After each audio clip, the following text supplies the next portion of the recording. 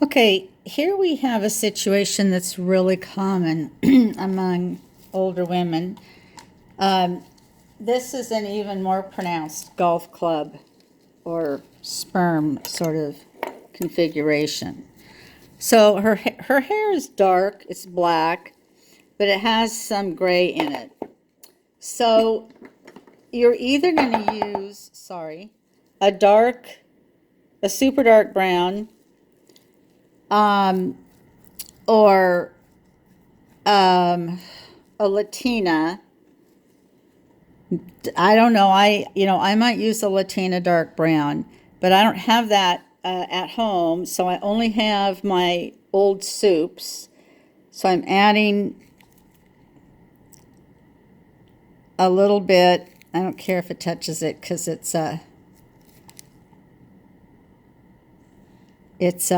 I'm not using these on people, but a little bit of the warm effect in there, which is why you would be using the Latina in the first place.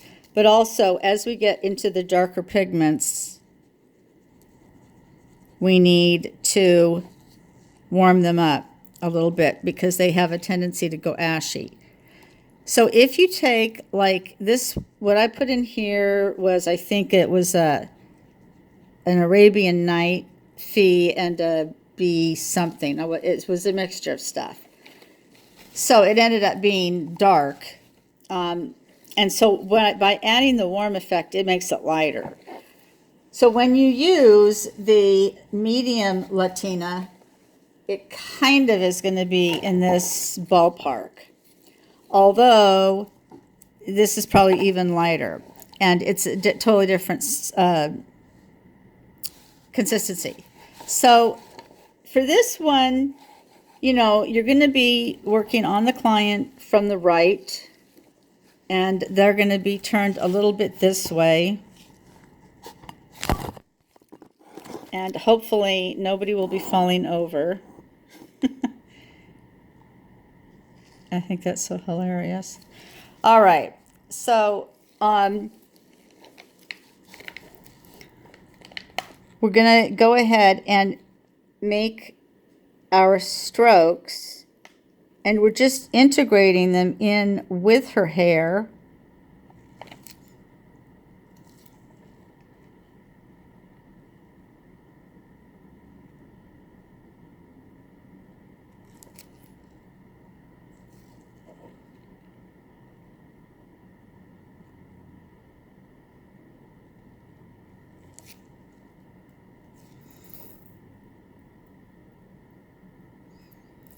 And this seems like a really good place for the connection strokes to happen.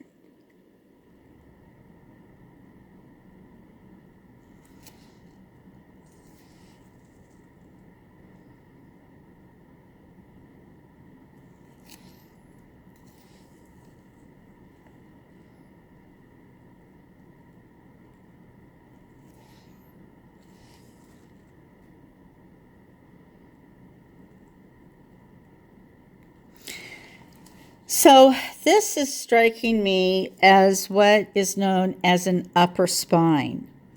And you won't learn that until you're in the advanced. So for now, kind of keep this line that goes to 0.6 kind of high.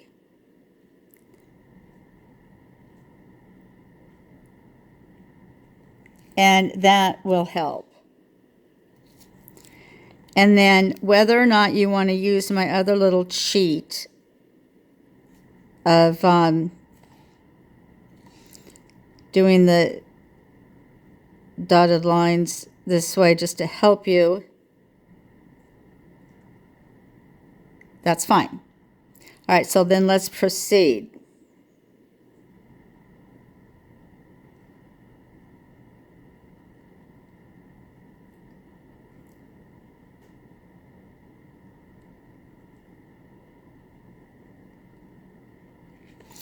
Because her hair is so thick and dense, I am keeping these really tight and together. That way, there's not going to be much of a merging problem.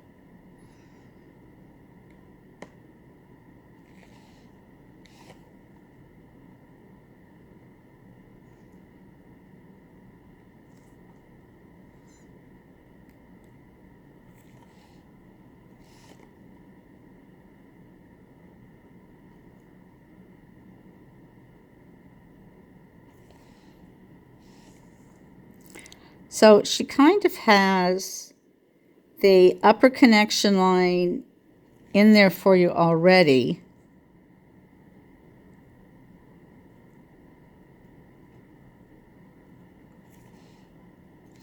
Even though I'm assuming you haven't learned it yet. Remember, keep this area pretty open. We don't know what we're going to do with it. Now, coming up here, we don't have a lot of room to play with, so let's keep those upper strokes kind of just following her existing hairs up there until we get to the point where we do need to start bringing them down and pointing toward point 3.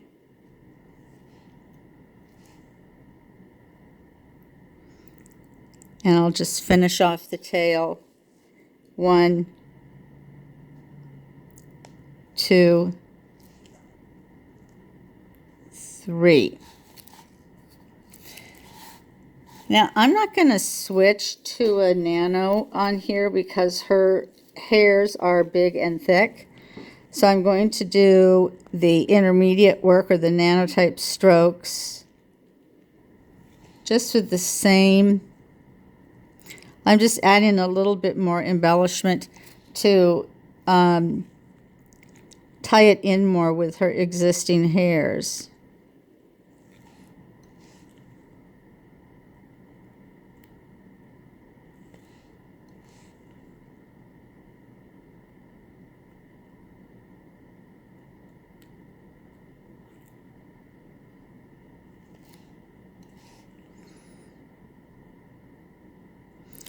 So this is someone that has thick hair, but she's been plucking and waxing it forever. I think she's Italian. It just looks like it to me.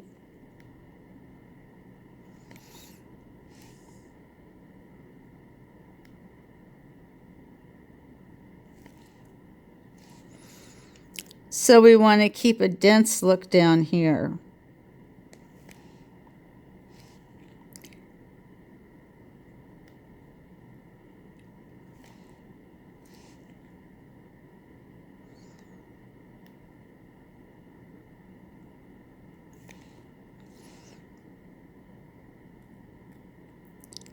Stop there, don't go any farther.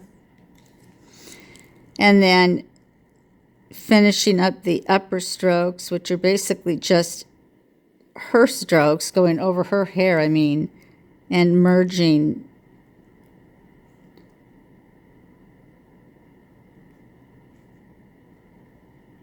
Stop.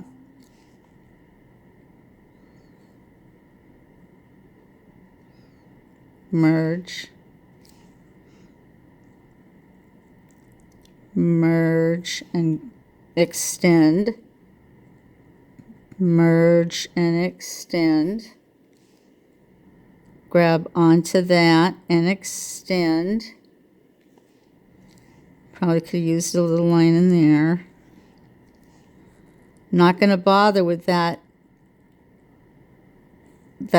flat lower line yet. I like to save that to the end. Now, this happens to me. I have trouble seeing these white lines. So I went outside of it, and that's because I just cannot see it. I'm wearing magnifiers, but they're not helping me with that. So I'm going to have to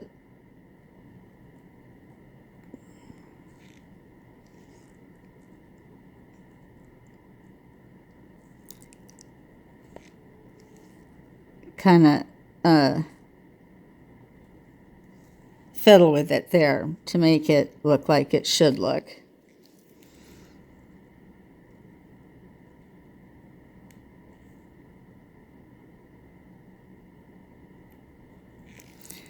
Okay, I realize this isn't your real client, so it's not like we can erase and see what we would really have. But as you can tell, that's not too far off what you would probably have.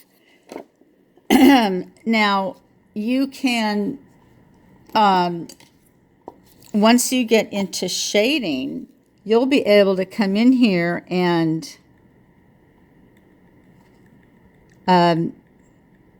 get that tail shaded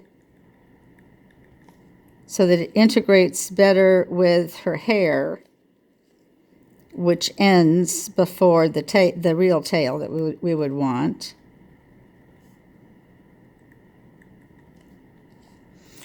And yes, I just pixelate. I hold this not at 90 degrees, but I don't know, about 75 degrees. And since it's dark up here where her hair is, I'm just going to make that try to look more realistic and bring some of that shading down. And I'll see what it looks like after the first wipe.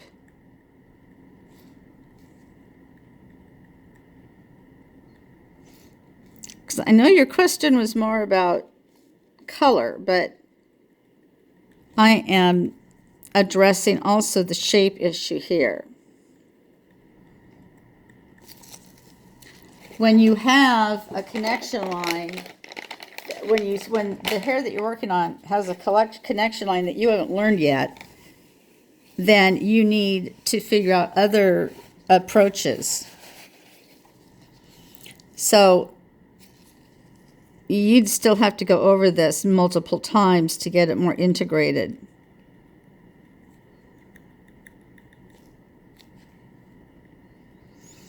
But I'm not going to go up here because that's her hair. That's full. I'm just kind of focusing on trying to stay kind of in between the strokes. But this is a wider gauge. I use this all the time at home. This Daria Shupras shader. I really like it. So it's just easy for me to grab when I want to do a shading job on latex for demonstration purposes. But we want this all to look pretty integrated.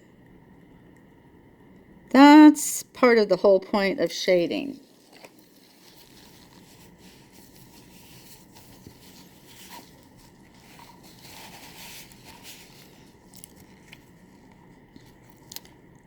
So if you should have taken a picture of this before and then compared it to now, I think we would be seeing some more continuity.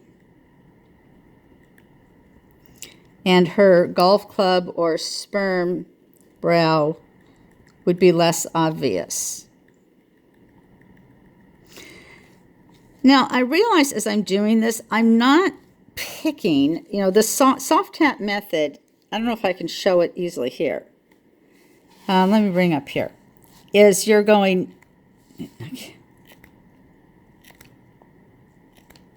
like that. And so you're picking. And I don't do that, but I kind of do. I'm going at a little, like the 75-degree angle, so that I'm getting under the, I want to get down there a good 0.2 millimeters.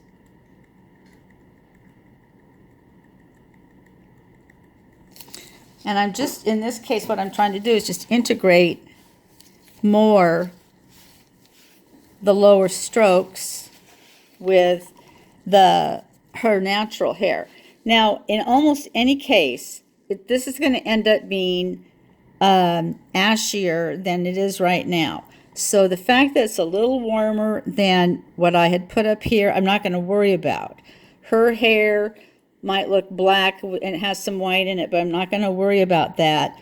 I'm going to wait till she comes back and see what we need to do to make that look like a more complete brow.